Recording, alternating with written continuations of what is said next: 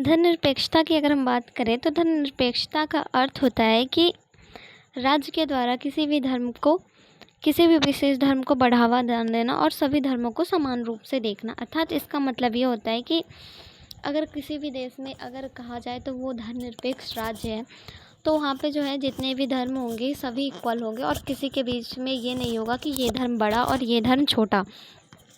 अगर हम भारत की बात करें तो भारत एक धर्मनिरपेक्ष राष्ट्र है, क्योंकि इसमें जो है ना 8 प्रमुख धर्मों के लोग रहते हैं और ये बात नहीं होती है कि यहाँ पे और धर्मों को किसी एक धर्म को अन्य धर्मों की अपेक्षा ज़्यादा विशेषता नहीं दी जाती है। तो आज हम इसी के बारे में जानेंगे कि भारत में धर्मनिरपेक्षता का क्या कंसेप्ट है, क्या बातें हैं और किस तरह धर्मनिरपेक्षता को ऐड किया गया था और क्या क्या इसके कंडीशन, ये सारा कुछ हम इसमें जानेंगे।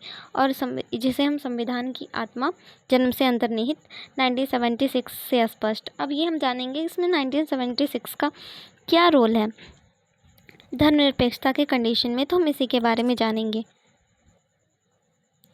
तो यहाँ पे अगर आप देखें तो भारत, जैसे कि हम जानते हैं कि भारत एक विविधताओं का देश है और यहाँ पे 8 विभिन्न धर्मों के लोग रहते हैं और ऐसे विविधता में सांप्रदायिक सद्भावनाएं बनाए रखने में धर्मनिरपेक्षता आवश्यक है। क्योंकि जब यहाँ पे हम जानते हैं कि विविधताओं वाला देश है, तो ऐसे में यहाँ पे बहुत सारे कल्चर भी हमें देखने को मिलेंगे, अलग अलग क्षेत्रों की भाषाएं भी होंगी, तो उनकी धार्मिक मान्यता भी अलग अलग होगी और बहुत सारी चीज़ें हमें देखने को मिलेंगी। अब इन सब के बीच में इन सारी विविधताओं के बावजूद हम एकजुट होने के लिए इनमें धर्मनिरपेक्षता आवश्यक है और संविधान के प्रारंभ से ही धर्मनिरपेक्षता की भावनाएं अंतर्निहित। जैसे कि अगर हम संविधान और ये जो है धर्मनिरपेक्षता शब्द जो है वो 1976 के 42वें संशोधन के तहत जोड़ा गया था। बट अगर इससे पहले भी देखिए तो जैसे संविधान की प्रस्तावना है तो उसमें आपको एक शब्द देखने को मिलेगा पंथ निरपेक्ष। हम भारत के लोग भारत को एक पंथ निरपेक्ष गणराज्य बनाने के लिए, तो पंथ निरपेक्ष यही कह रहा है कि यहाँ पे सभी धर्मों को समान रूप से देखा जाए और इसका मतलब यही होता है। और धर्मनिरपेक्ष का अर्थ भी यही होता है कि किसी एक धर्म का समर्थन ना करना बल्कि सभी धर्मों को समान दृष्टि से देखना। अब आगे हम पंथ निरपेक्ष और धर्मनिरपेक्ष में क्या अंतर है इसको भी जानेंगे। और भारत में धर्मनिरपेक्षता केवल एक शब्द नहीं है बल्कि यह संविधान की आत्मा एवं लोकतंत्र की नींव है। और धर्मनिरपेक्षता को संविधान की आत्मा एवं नींव कहा जाता है, क्योंकि हम सब जानते हैं कि भारत ऐसा देश है जहाँ बहुत सारी विविधताएं हमें देखने को मिलती है, बहुत सारे धर्मों के लोग भी यहाँ रहते हैं। तो इन सब के बीच में अगर कहीं सांप्रदायिक दंगे को बढ़ावा ना मिले, अगर किसी एक धर्म को बढ़ावा दिया जाएगा तो इससे अन्य धर्मों में फूट पड़ सकती है और सांप्रदायिक दंगे होने की संभावना भी अधिक हो सकती है। तो इसी वजह से हमारे यहाँ सभी धर्मों को समानता दी जाती है। अब ये जो धर्मनिरपेक्ष शब्द जो जोड़ा गया था ना, वो आपातकाल के दौरान जोड़ा गया था 1975 में, जब आपातकाल लगा था इंदिरा गांधी की सरकार में। तो 1976 में संविधान के 42वें संशोधन के साथ धर्मनिरपेक्ष और समाजवाद शब्द जो था इसमें ऐड किया गया था। अब धर्मनिरपेक्ष संविधान में कैसे आया, तो हमने देखा कि भारत का जो संविधान है शुरुआत में ही धर्म के प्रति निष्पक्षता की भावना रखता है, क्योंकि अब ये धर्मनिरपेक्षता का संबंध जो है 1976 में आया। और इससे पहले जो 1950 में हमारा संविधान लागू हुआ था, तो 25 वर्षों तक कैसे शासन हुआ, तो इसके अकॉर्डिंग हम देख सकते हैं कि हमारा संविधान जो है वो शुरू से ही सभी धर्मों को समान दृष्टि से देख रहा है, तभी तो ये 25 वर्षों तक हमारा देश में शासन अच्छे से चल सका है।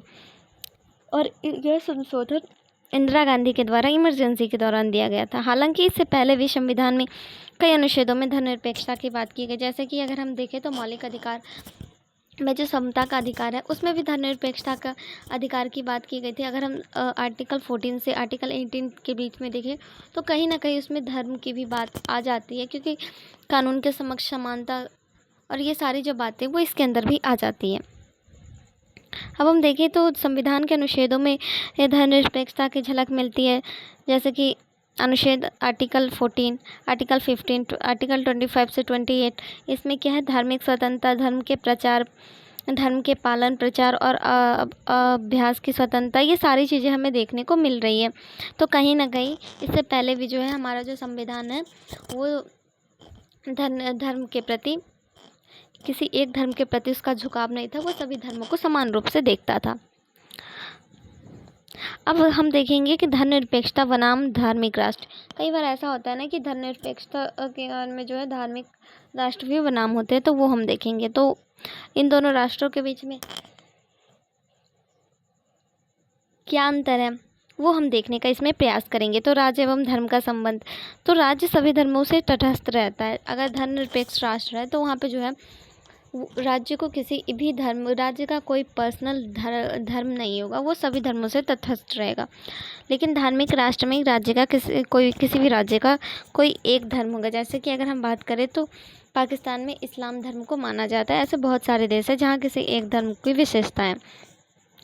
अब क्या कहते हैं कि धर्मनिरपेक्ष राज्य में सभी धर्मों को समान एवं स्वतंत्रता दी जाती है, किंतु धार्मिक राज्य जो होता है वो अन्य धर्मों को सीमित करके रखता है। अन्य धर्मों की स्वतंत्रता जो होती है वहाँ सीमित होती है। और धर्मनिरपेक्ष राज्य में जो है धर्म से अलग संविधान आधारित है। तो वहाँ का जो कानून है वो धर्म के आधारित नहीं होता है, बल्कि बस वहाँ पे संविधान के अकॉर्डिंग ही रूल चलाए जाते हैं। किंतु जो धार्मिक राष्ट्र होता है वह धार्मिक ग्रंथ या फिर पंथ आधारित भी कानून चलाए जाते हैं। जैसे कि अगर आप देख लें ईरान, सऊदी अरब, ये सारे ऐसे क्षेत्र हैं जहाँ पे जो है कुरान के अकॉर्डिंग ही राष्ट्र को चलाए जाते हैं। और धर्मनिरपेक्षता में जो अगर शिक्षा की बात की जाए तो वहाँ पे यही एजुकेशन दी जाती है कि धर्मनिरपेक्ष शिक्षा और नीति की। किंतु धार्मिक राष्ट्र में वहाँ का जो पर्टिकुलर एक धर्म होता है, जो राष्ट्र का धर्म होता है, उसके अकॉर्डिंग शिक्षा एवं उसी के नियम को प्राथमिकता दी जाती है। और धर्मनिरपेक्ष राष्ट्र की अगर बात करें तो वहाँ सभी नागरिक समान होते हैं, चाहे वो कोई भी धर्म के हो। किंतु धार्मिक राष्ट्र में सबसे पहले प्राथमिकता जो उसी धर्म को दी जाती है, उसी धर्म के लोगों को दी जाती है जो उस राष्ट्र के धर्म को मानते हैं। अब जैसे कि धर्मनिरपेक्ष राष्ट्र के उदाहरण, हमें सबसे अच्छा उदाहरण हमें भारत देखने को मिलता है। इसके अलावा भी अन्य हैं। और धार्मिक राष्ट्र का अगर उदाहरण देखें तो ईरान, सऊदी अरब, वेटिकन सिटी, ये सारे हैं। अब हम देखें धर्मनिरपेक्ष और पंथ निरपेक्ष में क्या अंतर है। क्योंकि कभी कभी हमें देखने में लगता है ये दोनों सिमिलर है, किंतु इसमें कुछ अंतर हम देख सकते हैं। अब जैसे कि परिभाषा में देखें तो धर्म से दूरी, धर्मनिरपेक्ष से पता चलता है इसमें धर्म की दूरी होती है। हालांकि ये दोनों जो वर्ड होते हैं वो एक दूसरे के सिमिलर होते हैं, किंतु इसमें थोड़े से हमें जो डिफरेंस है वो देखने को मिल सकते हैं, जैसा कि इसमें बताया गया है। तो हम देखें तो धर्मनिरपेक्ष और पंथ निरपेक्ष राष्ट्र में क्या अंतर है। तो ये जैसे कि हम जानने की अगर कोशिश करें तो इसमें हम 3 अंतर बता सकते हैं। जैसे कि भारत को जो है ना एक पंथ निरपेक्ष राष्ट्र कहा जाता है, जिसका अर्थ होता है किसी एक धर्म को बढ़ावा नहीं देना, सभी के प्रति तटस्थता। तो इससे ये पता चलता है कि धर्मनिरपेक्ष जो होता है वो धर्म से दूरी होती है, किंतु जो पंथ निरपेक्ष राष्ट्र होता है ना वो सभी पंथों के प्रति समान दृष्टिकोण रखता है और किसी भी एक धर्म को बढ़ावा नहीं देता है। अब ये बात तो धर्मनिरपेक्षता में भी आता है, किंतु वो धर्म से दूर होता है। किंतु पंथ निरपेक्ष सभी धर्मों के प्रति समान दृष्टिकोण होता है। और राज्य की भूमिका में ये धर्म से अलग होता है और इसमें जो है सभी धर्मों का सम्मान, दृष्टिकोण, धार्मिक तटस्थता और धार्मिक स्वतंत्रता। अब इसका उदाहरण हमें भारत देखने को मिल सकता है। ठीक है, अब हम देख लिया धर्मनिरपेक्ष, पंथ निरपेक्ष। अब निष्कर्ष क्या निकलता है। भारत का संविधान पंथ निरपेक्षता को अपनाता है, जहाँ सभी धर्मों को समान अधिकार है।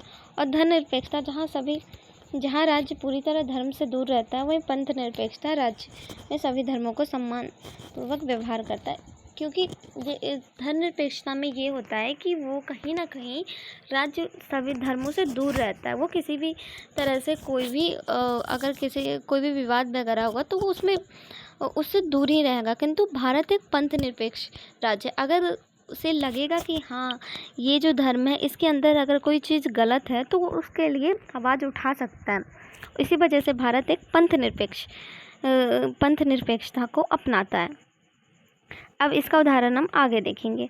अब जैसा कि अगर हम बात करें तो doctor B.R. Ambedkar and the idea of India, उन्होंने जो इंडिया के प्रति जो आइडिया दिया था, why he against socialist and secular being, जो थे ना, वो जो धर्मनिरपेक्षता और समाजवाद के विरोध में थे। तो ये क्या कारण है, ऐसी क्या बात है जो वो इसके विरोध में थे, तो ये हम यहाँ में जानने का प्रयास करेंगे।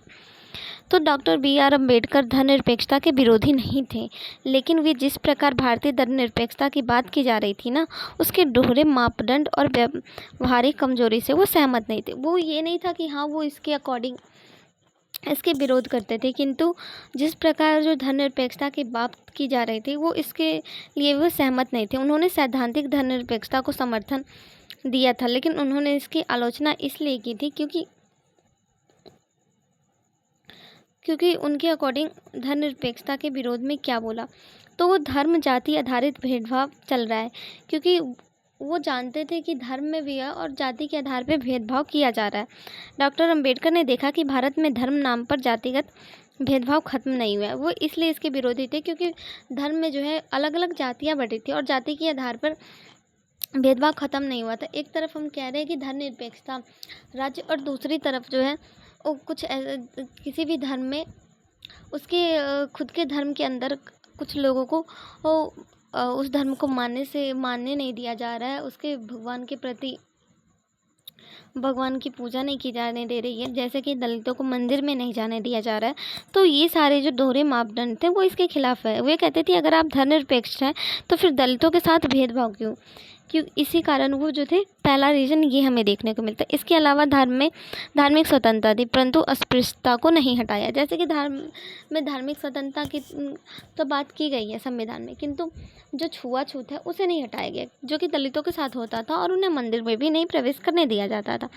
आर्टिकल 25 सभी धर्मों की स्वतंत्रता देता था, लेकिन अम्बेडकर को यह डर था कि ब्राह्मणवादी धर्मों को बढ़ावा देगा जो जातिवाद बनाए रखते हैं। अब जैसे कि उस टाइम ऐसा था, अभी तो हमारी सिचुएशन ठीक ठाक है, पर उस समय जो था कि वो उस दलितों को मंदिर में आना वर्जित था। वो सिर्फ ब्राह्मणवाद को इससे जो है हिंदू धर्म में बढ़ावा हो सकता था।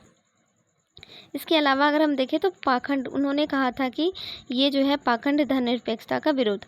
डॉक्टर अम्बेडकर को लगा कि राज्य खुद को धर्म से अलग दिखाता है, लेकिन वास्तव में धर्म को संरक्षण देता है, जैसे मंदिरों को धन, धार्मिक आयोजन में समर्थन इत्यादि। उन्हें लगता था कि राज्य इसे जो है धर्म से अलग दिखाता है, किंतु वो कहीं ना कहीं वास्तव में धर्म को संरक्षण देता है। वो चाहते थे कि राज्य न केवल धर्म से तटस्थ रहे, बल्कि धर्म के भीतर व्याप्त कुरीतियों को भी खत्म करे। वो ये चाहते थे कि वो तटस्थ ना रहे, बल्कि जो धर्म के भीतर जो कुरीतियाँ व्याप्त है उसे ख़त्म करें। अब धर्म का ढांचा और सुधार जरूरी है, क्योंकि उनके अकॉर्डिंग डॉक्टर भीमराव अम्बेडकर ने कहा था कि हिंदू धर्म न केवल एक धर्म है, बल्कि सामाजिक व्यवस्था है जो असमानताओं पर टिकी है। वे चाहते थे यदि भारत धर्मनिरपेक्ष हो तो सामाजिक सुधार को भी प्राथमिकता दी जाए। अब निष्कर्ष ये होता है कि डॉक्टर B.R. अम्बेडकर थे, वो जो संविधान के जनक कहे जाते हैं, वो सच्ची धर्म निरपेक्षता के पक्षधर थे, जहाँ राज्य सभी धर्मों से तटस्थ रहे और सभी नागरिकों को समान अधिकार थे। लेकिन वे उस कृत्रिम धर्मनिरपेक्षता के विरोधी थे जिसमें धर्म का इस्तेमाल सत्ता में रहने के लिए होता था और दलित शोषित वर्गों के अधिकारों को नज़रअंदाज किए जाते थे। अब और कुछ आलोचनाएं एवं भ्रांतियां भी थी, तो अगर हम उसे देखने का प्रयास करें तो कुछ विचारधाराएं धर्मनिरपेक्षता को बहुसंख्यक विरोधी मानती थी और आरोप लगाया जाता है कि धर्मनिरपेक्षता के नाम पर तुष्टीकरण की राजनीति है। कुछ ऐसे लोग थे जो धर्मनिरपेक्षता को बहुसंख्यक विरोधी भी मानते थे और इस पर तुष्टीकरण की राजनीति भी हमें देखने को मिलती। और कई बार राज्य के हस्तक्षेप को धार्मिक स्वतंत्रता में बाधा के रूप में देखा जाता है कि कई बार ऐसा होता है कि जब राज्य हस्तक्षेप करता है तो उसे धार्मिक स्वतंत्रता की बाधा माने जाते हैं और कुछ राजनीतिक दलों के द्वारा इसे चुनावी हथियार की तरह इस्तेमाल भी किया जाता है। अब वर्तमान में के समय में प्रासंगिकता क्या है, तो बढ़ते सांप्रदायिक तनाव के बीच संतुलन। अब जैसे कि भारत में सांप्रदायिकता के कई कारण हो सकते हैं, ऐतिहासिक कारण, राजनीतिक, आर्थिक और मनोवैज्ञानिक।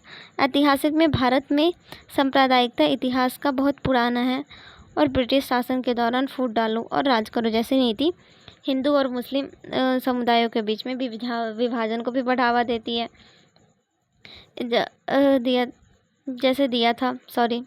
राजनीतिक कारण में राजनीतिक दलों के द्वारा मुसलमानों को वोट बैंक के रूप में प्रयोग करना, ये भी कहीं ना कहीं होता है। आर्थिक कारण में अगर हम देखें तो मुसलमानों का आर्थिक पिछड़ापन, आर्थिक दृष्टि से पिछड़े होने के कारण यह समुदाय राष्ट्रीय मुख्य धारा में सम्मिलित नहीं हो पाया। मनोवैज्ञानिक कारण भी आप दे सकते हैं कि परस्पर घृणा, विरोध, विद्वेष की भावना आदि।